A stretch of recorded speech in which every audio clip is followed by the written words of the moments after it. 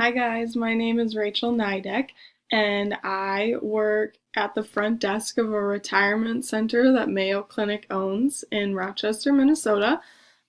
So far I've loved most of the classes. Research was a little rough, but I've loved everything we've done in this program and I'm excited to keep going. I really like the pace of having one class and really focusing on the material we learn so that I can understand it and let it sink in and don't feel overwhelmed.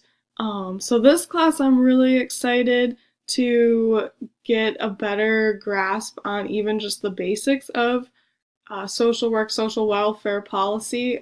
Being a psychology major on my undergrad, I did not uh, quite get the social work and the policy aspects. So I might be a little behind on than some of you, but it's been really interesting material so far. So I'm excited to keep learning and get a better understanding of what is out there to help clients. So I can't wait to work with you guys, and I hope we all do well.